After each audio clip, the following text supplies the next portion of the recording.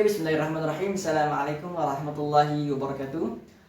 Selamat datang di Ian Channel dan perkenalkan nama saya Muhammad Ardiansyah dan saya di sini akan mereview sedikit materi-materi yang sebelumnya telah dibahas khususnya di mata kuliah Psikologi Komunikasi. Oke, pada kesempatan kali ini insya Allah saya akan membahas definisi daripada Psikologi Komunikasi dan hubungannya dengan profesi yang linier dengan jurusan KPI atau Komunikasi dan Penyiaran Islam. Oke, langsung saja check it out. Oke, sebelum kita ngebahas tentang profesi yang linier dengan jurusan KPI atau Komunikasi dan Penyiaran Islam, sebelumnya saya akan membahas terlebih dahulu apa itu Psikologi Komunikasi. Jika kita tinjau dari kata-katanya, psikologi komunikasi ini terdiri dari dua suku kata, yaitu psikologi dan komunikasi. Apa itu psikologi? Jika kita tinjau dari segi bahasanya, tentunya psikologi ini berasal dari bahasa Yunani, yaitu psych yang berarti jiwa dan logos yang berarti ilmu. Lalu apa itu komunikasi? Pasti kita tahu bahwa komunikasi itu amat erat kaitannya dengan perilaku dan pengalaman kesadaran manusia. Kemudian salah satu tujuan manusia berkomunikasi adalah untuk menghasilkan suatu tindakan komunikasi yang efektif, itu menyampaikan apa yang ada dipikirkan oleh si komunikator tersebut sama dengan apa yang dipikirkan oleh si komunikan.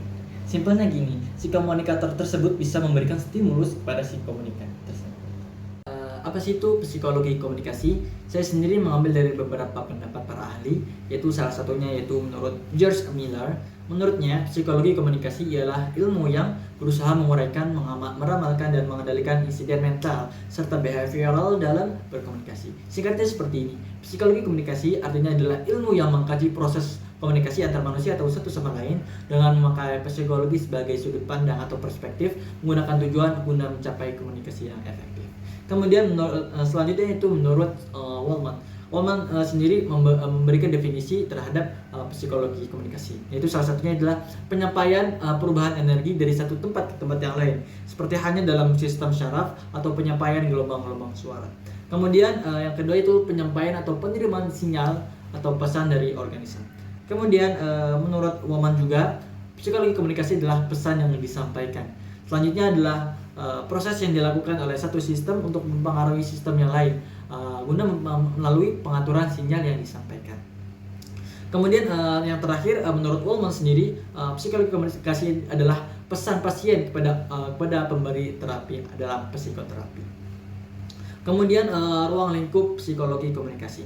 Psikologi sendiri menganalisa seluruh komponen yang terlibat dalam komunikasi pada diri si komunikan. Psikologi juga memberikan karakteristik komunikan serta faktor-faktor internal maupun eksternal yang mempengaruhi perilaku komunikasinya.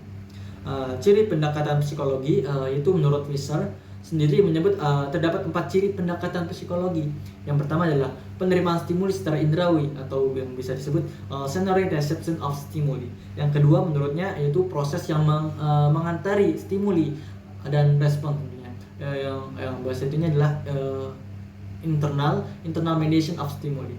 Kemudian yang ketiga adalah prediksi respon atau prediction of response. Dan kemudian yang terakhir menurut Visser yaitu peneguhan respon atau reinforcement of response. Demikian singkatnya tentang psikologi komunikasi.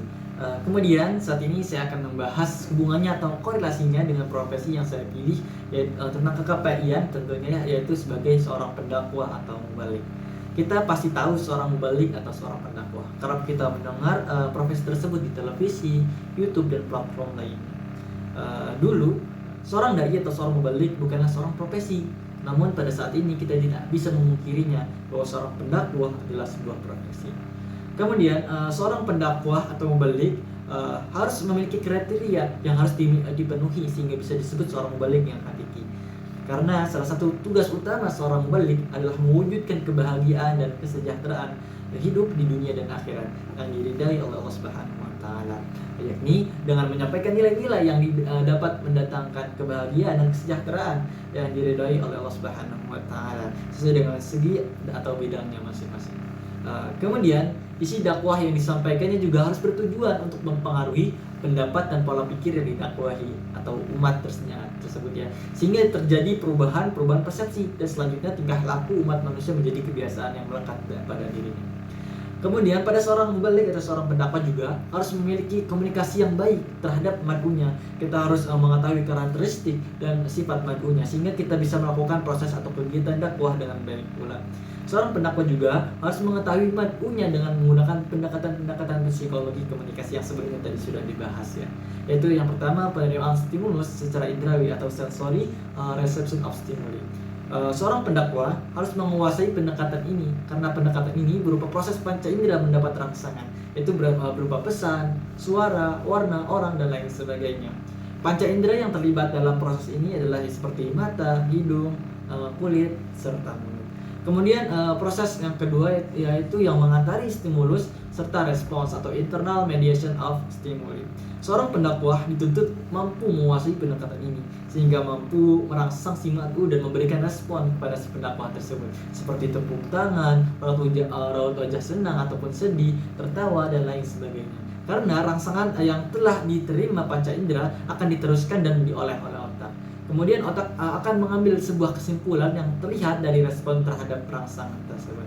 Kemudian yang terakhir yaitu seorang pendakwah harus menggunakan komunikasi verbal dan non-verbal dengan baik pula, baik dari segi intonasi, aksentuasi, gerak tubuh dan lain sebagainya, sehingga bisa melakukan aktivitas dakwah dengan baik pula. Mungkin sekian yang dapat saya sampaikan pada kesempatan ini. Bila ada yang kata salah mungkin itu datang dari saya sendiri. Dan apabila ada yang benar itu datang dari Allah Subhanahu wa taala. Wassalamualaikum warahmatullahi wabarakatuh.